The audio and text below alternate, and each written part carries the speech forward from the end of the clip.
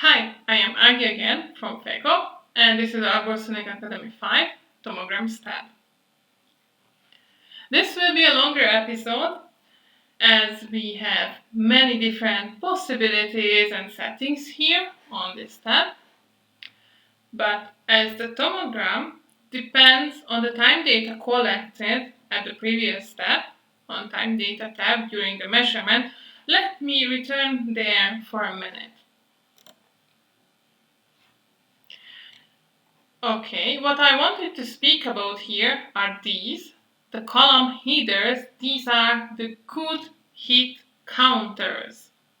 When they turn to green, it means that you have enough good hit on that sensor. So for example, here we have 5 good hits on the first sensor, and that's okay. That's more than the minimal good row count, which I presented during the time data tab. And when all of these column headers turn to green, it means that you have enough data for calculating the tomogram. It's very important because these are the data here in this rows which are saved.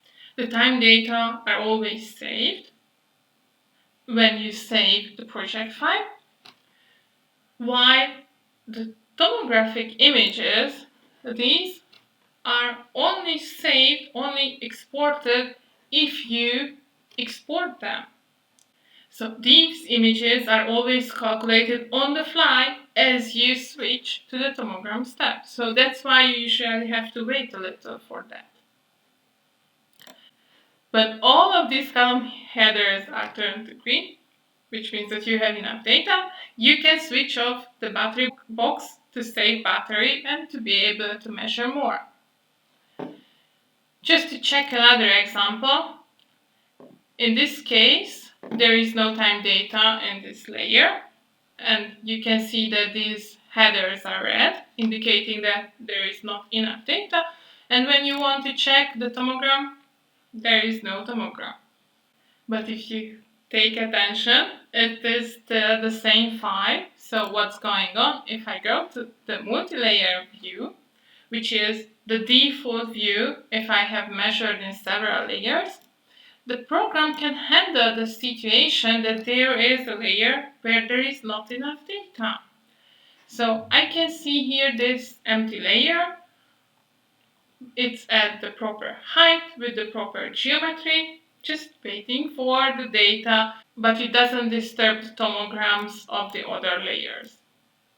Let's check the possibilities around this tab, starting with the multi-layer model, which is the default if you have measured at several heights, at several layers, and the two-dimensional view, which I will speak about later, is the default, of course, if you have measured at only one height at one layer.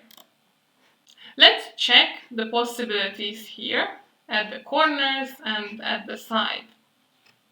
First, at the top right corner, this is the possibility to export the current view, so this image which I see like here and now at this position.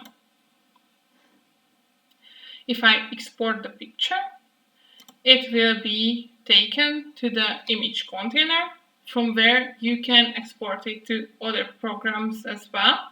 And there will be an episode about this tab of the software later.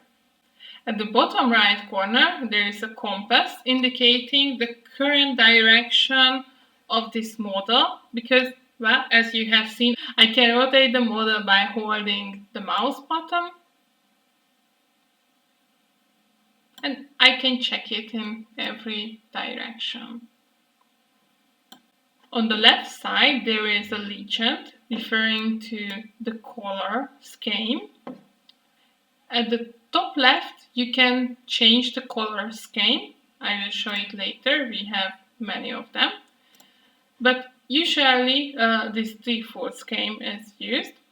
And in this case, the blue areas refers to the hollow, decayed, low quality areas, low sound wood.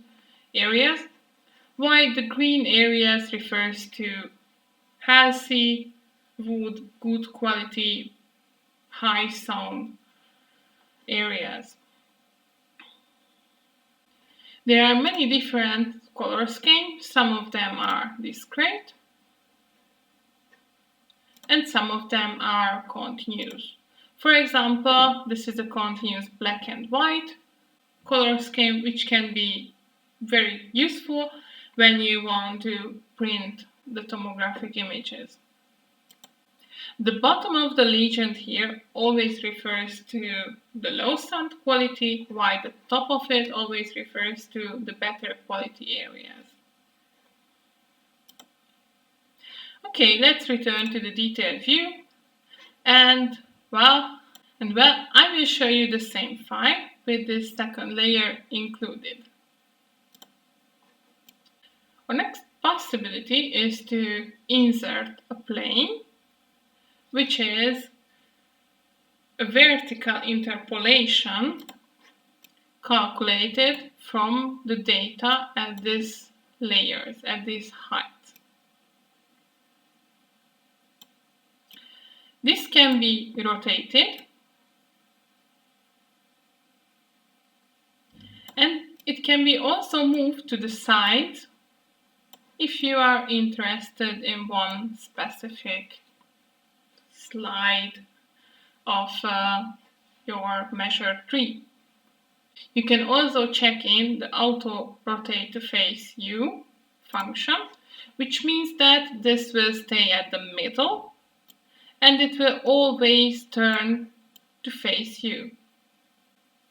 As you have already seen as I rotated this model, so sometimes the interpolation may not align well, but in this case you can just rotate it, just move really a little, and it will be fine again.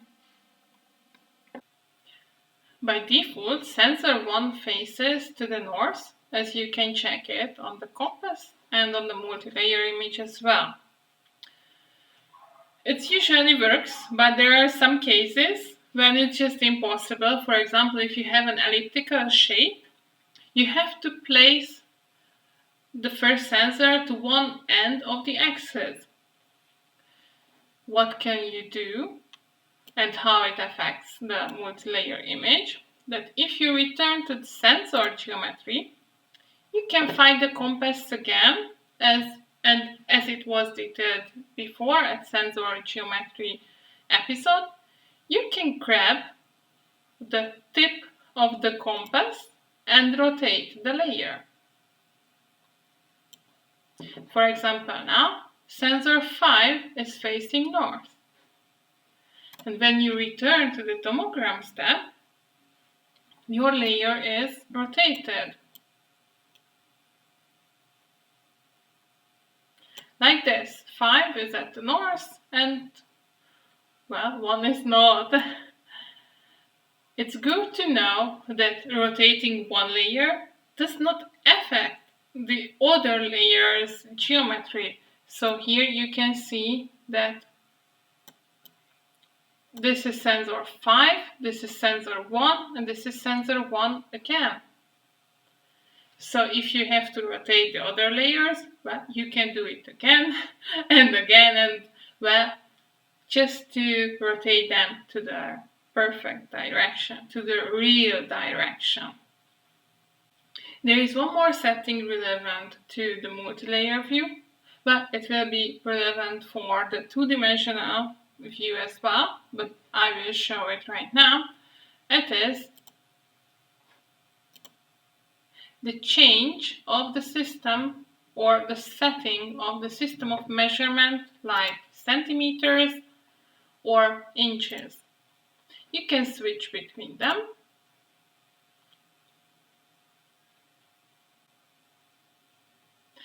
And the tomogram disappears. But in this case, the program has to recalculate the tomograms. So let's return to Time Data tab and then return to the tomograms. As you can see, the axes are changed the unit as in inches right now. I will switch it back to centimeters, and as we finished the possibilities here at the multi-layer model, I will continue with the tomograms of a layer, this two-dimensional map, and I will guide you through this here. The single layer view, the default view is the so-called two-dimensional map, which you can see here. We have similar functions as we had at the multi-layer model, like you can export the current image, you can check the direction, well, it cannot be changed right now, but you can check it. You have the color schemes, all of them, just like at the multi-layer model, and the legend referring to the different areas. Let's continue with the graph view. Here, you can see the sensors and the measurement lines.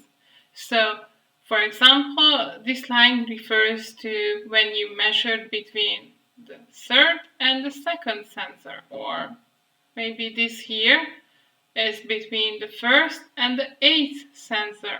So these are the measurement data. Well, we measure time, but we calculated the velocities because these are comparable. And velocity refers to the quality of the wood as well. Well, it depends on species. So if you see the same velocity, it can be good, but it can be also a bad quality wood. So don't forget it, depending on the species as well. You can check these measurement data calculated from the distance between the sensors and the times. You can see the same data as a matrix at the matrix. Here we are. So it's really the same, just it is visualized as a graph. Let's check another measurement, because here we have a concave area, and if you switch to the graph mode here, hey, there is the line between the first and the fourth sensor, which are just outside the tree. Okay, relax. Really? So the program knows that it cannot come here, so the calculation for the tomogram, for the two-dimensional view, is based on the line which is possible. So the graph is a simplified view, and it just collects the sensors, but the real path is always inside the tree. Okay, so just please don't be surprised if you see something like this. Our next button here is this three-dimensional map, which refers to velocity. So it's not the multi-layer because it is just one single layer at a defined height. But in this view, you can check, you can analyze more the high sound velocity areas and the low sound velocity areas. So you can see that this is the scale here, it's the velocity, and you can see that it goes up if it's higher and it goes down when it's lower. Well, maybe you want to go into more details to see more. This scale can be stretched. It is at application options, advanced, and it's called velocity scale. So for example, I will change it to 0.05. Well, it takes a little for the program to generate the image. And here it is, my scale is stretched. We can see more detailed peaks of velocity. The last button here is cracks. And here, in some cases, if there is a possibility figured out by the software that there might be a crack, it gives you an estimation if there is a crack between two neighboring sensors. So if you check the 2D map, you can see this low quality area here. If there is a crack and not a decade with a bigger area, well, the sound has to go around the crack itself. But it's very important to know that the software itself does not know. It cannot decide if there is a decayed area or if there is a crack. So there can be a crack between sensors 2 and 3, and this is highlighted or shown by the program. But it's also possible that there is a decayed area, so it should be checked very thoroughly as well. The last setting we can discuss here is the velocity limit. In normal use, the calculate automatically checkbox should be checked in and let the program do it. The case when you can use this is the case when you want to highlight small velocity differences. So let's see another layer like this. So yes, there is a little difference. It's a little yellow, but if you want to highlight it, you can uncheck it and well, start playing with this limit. So now you can really see that this is the area which is different from the other. But as these limits were changed, in this case, this area does not refers to decayed area. So if you uncheck this checkbox, this legend is not useful anymore and biomechanics is not allowed to do. Just it's a possibility to highlight, to be able to observe an area of interest if you want to do it. So just check it back. And this was the first part. Well, we still have some possibilities, like if you have measured with Ludwig sensors, and I will show you some errors as well. So let's continue with the Ludwig sensors. When you have measured with Ludwig sensors, so even in this situation, the program can show you both cases, the measurement with only the sensors, without Ludwig sensors, and the measurement, the tomogram with, including the Ludwig sensors as well. To illustrate that, let's go back to the sensor geometry tab, and here I can turn on the Ludwig sensors because this measurement, it included the Ludwig sensors when we did it, and as I return to the Tomograms tab, it is calculated again, and here I can see the Ludwig sensors, but the tomogram itself is changed as well. So the program really does the calculation itself according to this checkbox. So I can uncheck it and get back the tomogram without the Ludwig sensors, or check it and get the tomogram with including the Ludwig sensors. Okay, the other possibilities are the same. So you can check the graph view. It's just fulfilled with lines because there are so many measurement lines if you have Ludwig sensors as well. You can check the velocity matrix, which is just huge at this time. We can have a look at the three-dimensional map, velocity map, with velocity at this axis. And well, we can also looking for cracks. No cracks at this time. And if you return to this view, it's really the same. So we have the color scheme with the legend. You can export image or check the direction. We can also switch to multilayer model. And here, what I want to highlight here is that there is no problem if there is a layer, which is more interesting for some reason for you, was measured including Ludwig sensors, and there is another which was measured only with the sensors.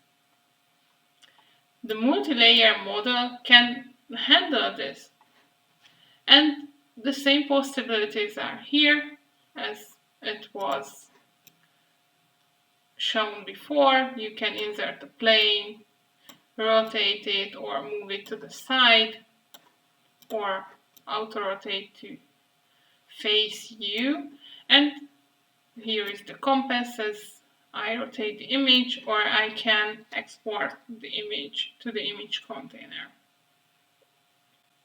Our last topic is about errors, which can be presented on the tomogram, and how to recognize them, and what can you do if you see something like that. So let's start with the control measurement. So this is how this tree looks like. Let's see what happens if you make a little mistake on sensor geometry tab and multiply the circumference by 10. So now it's quite huge, and let's see the tomogram. It's all turned to light blue, in detailed color scheme. We are speaking about little detailed color scheme in this part. But it's really huge, and it can be seen on the scale as well. But it's easy to fix. In the second case, I will show you what happens if two amplifier boxes are at mixed up positions.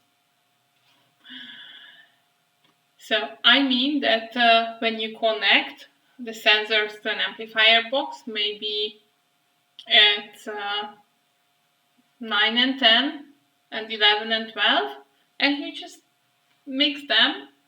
In this case, you will get a hole, but it's not a hollow, not a decay, but so the program believes that it's just not existing anything at this area. So if you see something like this, think about that there is an interchange, some mixed up positions, because our next case is when two sensor cables are connected messed up to the amplifier box. In this case, you have this not existing material again. So if you see something like this, that there is not a decay, not blue area, but you see the same background like outside the tree, just check your amplifier boxes and sensors if they are at the right position.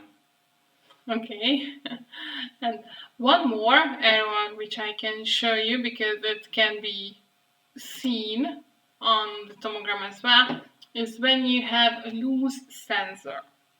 But please be very careful. So in this case, if you check the control, there is no decay. So we just put the last sensor just as tiny depth as we could, just to not fall down from the tree. And in this case, as it is not inside the wood material, it's not well coupled, the sound signals will be disturbed, and you will see something like this. But it's very important to note that it could be a decayed area, a problematic area as well. So if you see something like this, think about if the sensor is loose or not. If it's loose, just hit a few more and check it with tightened fingers if you can rotate it or not. But if it's okay, then there is a decay near the surface. Well, we are finished with the Tomograms tab. Thank you for your attention. I hope you found it very useful. And well, if you're interested in how to measure on field, how to use the Ludwig sensors, or if you would like to learn more about the software, please check our other videos as well. Bye bye!